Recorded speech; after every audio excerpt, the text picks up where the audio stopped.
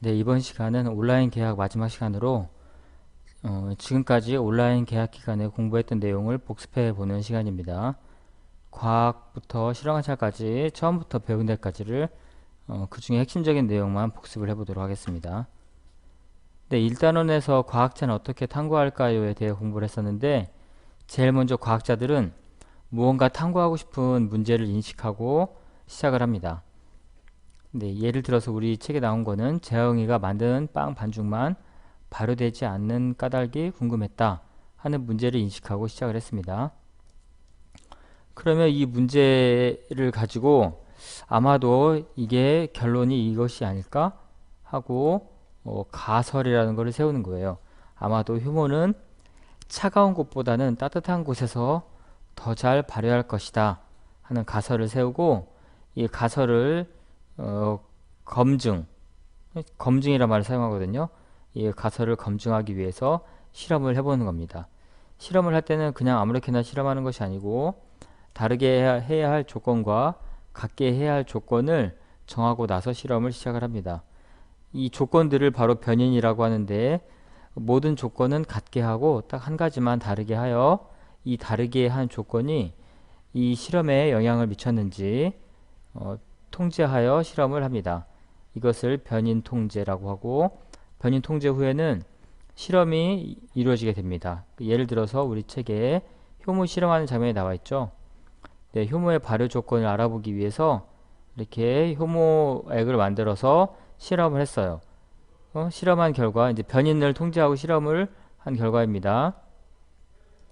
네, 실험을 한 결과 차가운 물에 담근 시험관과 따뜻한 물에 담근 시험관에서 결과가 좀 다르게 나왔는데요. 차가운 물에 담근 이 시험관은 거품이 생기지 않고 아랫부분에 이렇게 효모액이 가라앉은 것들이 많이 보였는데 따뜻한 물에 담근 시험관에는 기포가 올라온 모습을 볼 수 있고 이 기포에서 약간 구수한 냄새가 나는 것도 느낄 수가 있습니다.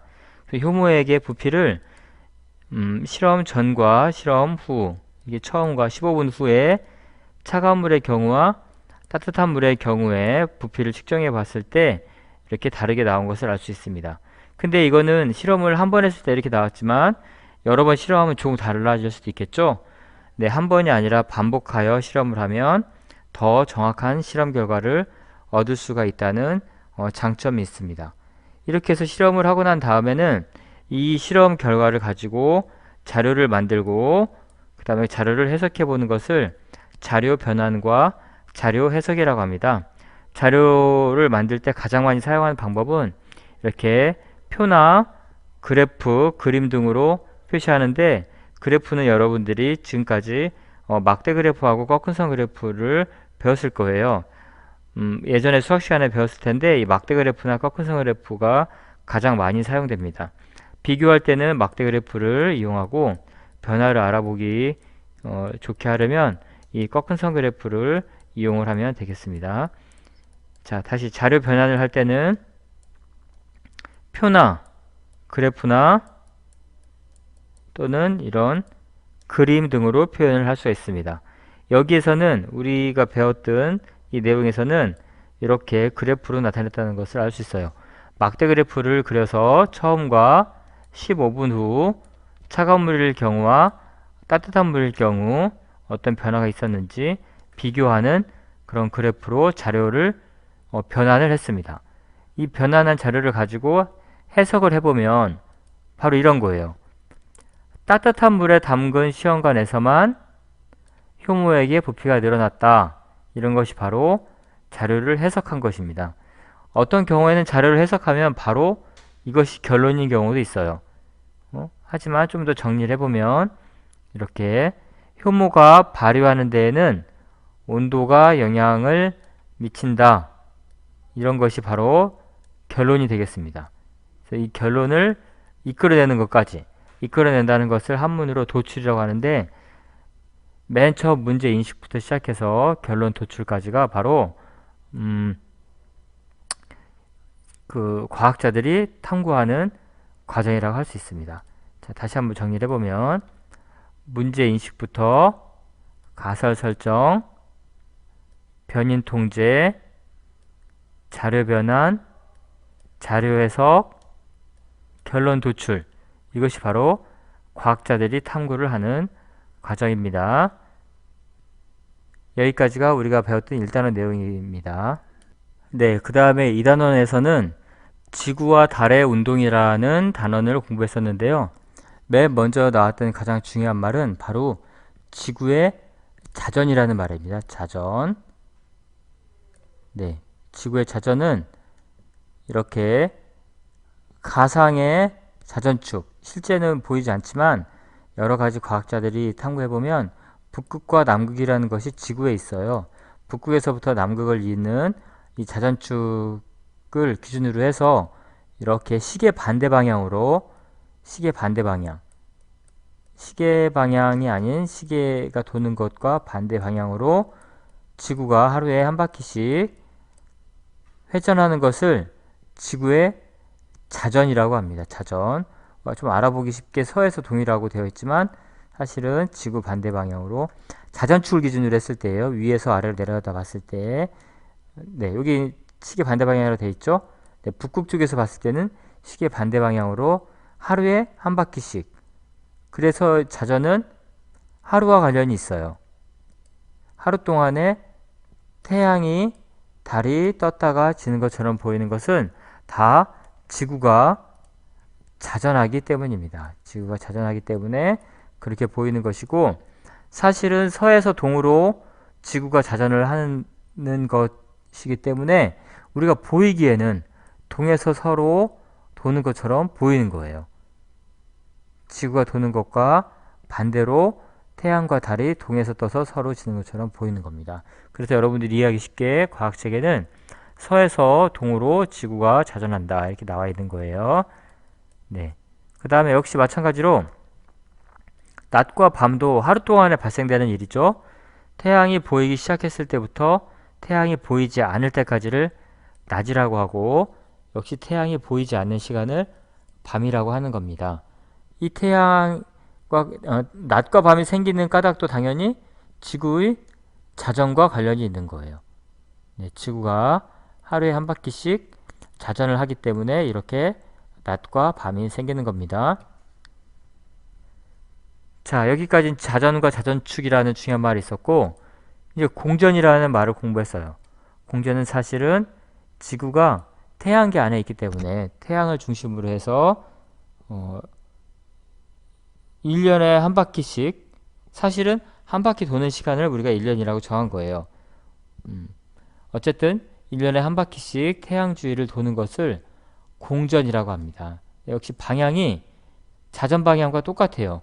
시계의 반대 방향으로 태양을 중심으로 지구가 1년에 한 바퀴씩 회전하는 것을 지구의 공전이라고 합니다.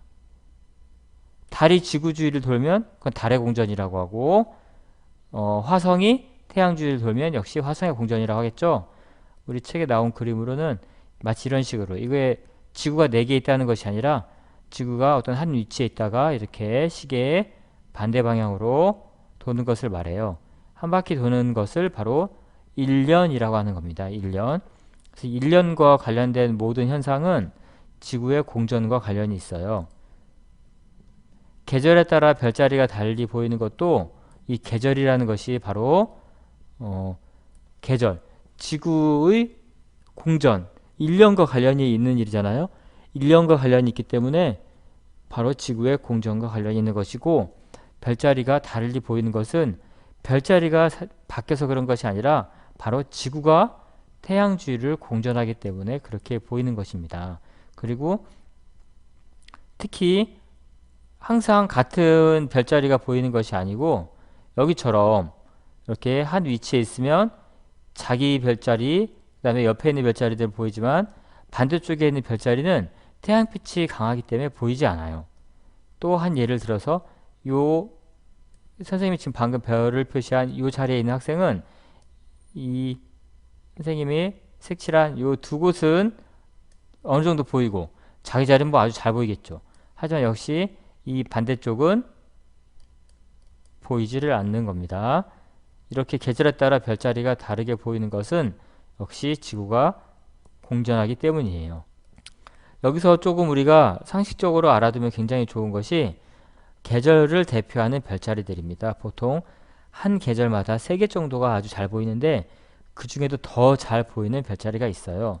봄을 대표하는 사자자리, 여름을 대표하는 검은고 자리, 가을을 대표하는 페가수스 자리, 겨울을 대표하는 오리온 자리는 어느 계절을 대표하는지도 좀 알고 또 모양도 기억을 하면 좋겠습니다.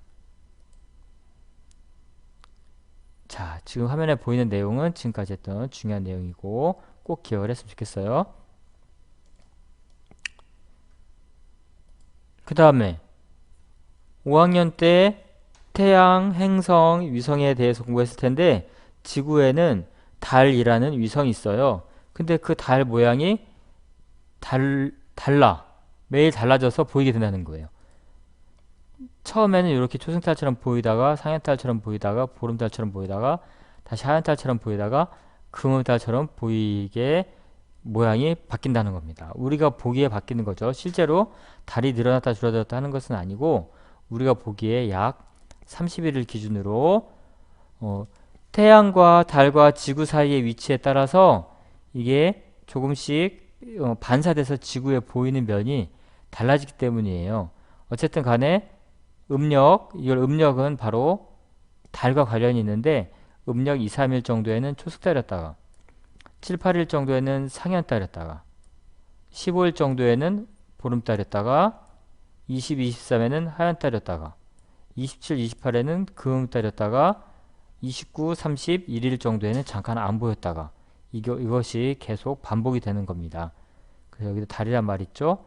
한 달, 약 30일마다 달의 모양이 변화가 있어요. 근데 모양만 변화가 있는 것이 아니라 같은 시간에 보면 달이 보이는 위치도 매일 달라집니다. 오후 7시 정도, 저녁 7시 정도에 음력 2일, 3일 정도에는 서쪽 하늘에 초승달이 보여요. 하지만 7일, 8일 정도에는 같은 시간인데 남쪽 하늘에 상현달이 보입니다. 그러다가 역시 같은 시간인데 15일 정도에는 동쪽에서부터 보름달이 보이기 시작을 합니다. 예를 들어서 이렇게 과학책에 정리를 해봤던 게 있죠. 이렇게 처음에 어떤 날을 기준으로 이때 초승달이 떴다. 그럼 약 2일 후, 2일 후 정도 되면 이렇게 상현달이 되고 또 2일 후, 2일 정도 되면 보름달이 되는 걸 알 수 있습니다. 네, 지금까지 2단원에서 공부했던 내용 중에 제일 중요한 내용들만 다시 한번 정리해보면 자, 이런 말들이 있어요. 지구의 자전, 자전축, 또 자전은 하루, 낮과 밤과 관련이 있고 또 지구의 공전, 공전은 계절, 1년, 그 다음에 별자리가 계절별로 다르게 보이는 것과 관련이 있습니다. 또 달의 모양, 초승달, 상현달, 보름달, 하연달, 금음달, 그리고 위치, 같은 시간에 떠 있을 때 초승달일 때는 어디 정도, 그 다음에 보름달일 때는 어느 정도 하는 위치도 알고 선생님이 얘기했듯이 이런 이름도 알아야 되겠습니다. 여기까지가 2단원에 대한 내용이었고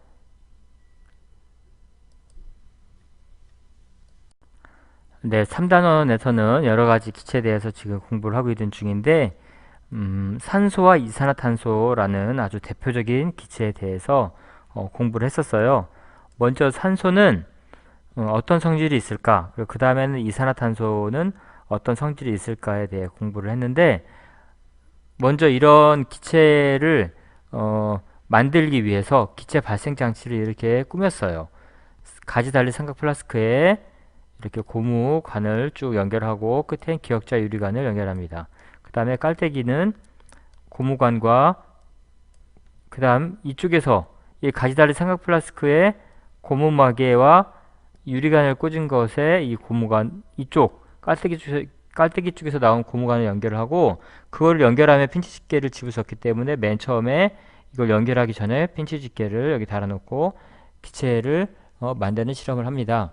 이 가지 달린 삼각 플라스크 안에 약품을 넣고 깔때기에 약품을 넣은 다음에 핀치 집게를 조정을 해서 깔때기에 있는 약품이 가지 달린 삼각 플라스크에 섞이게 하여 이 집기병에 기체를 모으는 방식이 바로 기체 발생 장치입니다. 이건 산소나 이산화탄소 다 마찬가지고 옛날에는 수소를 만드는 실험도 나왔었는데 수소의 경우도 다 마찬가지입니다. 이런 같은 기체 발생 장치를 꾸며서 실험을 하는 것입니다. 이 중에 먼저 산소는 특징이 색깔이 없어요. 냄새도 없습니다. 스스로는 잘 타지 않지만 다른 물질이 타는 것을 도와줘요. 그리고 철이나 금속들을 잘 녹슬게 하죠. 또 이렇게 산소통, 산소호흡장치, 산소캔 등에도 이용이 됩니다. 네, 실험 관찰을 정리한 걸 보면 기체가 발생될 때 거품, 이 기역자 유리관 끝에서 거품이 나오는 걸 알 수 있고 산소는 색깔이 없고 냄새가 없고 이렇게 불꽃이 커지게 하는 성질을 갖고 있어요. 네, 이 세 가지는 가장 중요하지만 아까 나왔던 다른 특징 그것도 좀 기억을 했으면 좋겠고 그 다음에 마지막으로 이산화탄소는 역시 색깔이 없고 냄새가 없어요. 산소와 반대로 물질이 타는 것을 막아줘요. 그리고 석회수를 뿌옇게 만드는 성질도 있습니다. 불이 타는 것을 막아주기 때문에 소화기로 잘 이용이 되고 또 이산화탄소를 얼리면 드라이 아이스라는 아주 차가운 물체가 돼서 아이스크림이나 아주 차갑게 보관해야 된 그런 물체 옆에 두는 그런 용도로도 사용이 되고 또 이산화탄소는 물에 잘 녹기 때문에 탄산음료의 재료로도 사용이 됩니다. 또 순식간에 부풀어 오르는 특징을 이용해서 구명조끼 등에도 이용이 됩니다. 네, 역시 실험 관찰에 정리했던 같은 내용이고 이산화탄소를 만들 수 있는 방법이 여러 가지가 있는데 우리 책에 있는 방법 중에 탄산수소 나트륨하고 진한 식초가 있는데 식초 대신에 시큼한 레몬을 넣어도 되고 또 탄산음료를 흔들어서 이산화탄소를 만들 수도 있고 드라이 아이스를 녹여서 이산화탄소를 모을 수도 있습니다. 네, 이렇게 3단원의 산소와 이산화탄소까지 공부를 했는데 네, 실험을 많이 못했지만 실험을 학교에 와서 할 수 있는 거는 하고 도저히 만약에 1학기 중에 못하면 2학기 중이라도 여러분들이 여기에 나온 핵심 실험, 가장 중요한 실험들은 다 할 거예요. 그러니까 실험 관찰이 잘 정리가 돼 있어야 되겠죠. 여러분들이 등교 개학을 하면 선생님이 바로 실험 관찰을 걷어서 검사를 할 거니까 혹시라도 빠진 친구들이 있으면 앞에 우리가 들었던 내용을 다시 보고 실험 관찰을 다 정리를 잘 해놓도록 합니다. 그리고 여러분들이 6월 8일에 학교를 오면 그날은 학교에서 지켜야 될 주의사항과 또 여러가지 수업을 하고 그 다음날 개학한 다음날에는 5학년 때 여러분들이 과학을 얼마나 잘 배웠는지 네, 진단평가를 해보도록 하겠어요. 네, 등교할 날 얼마 남지 않았으니까 건강관리 더 조심하시고 등교 개학 때 만나기를 바라겠습니다.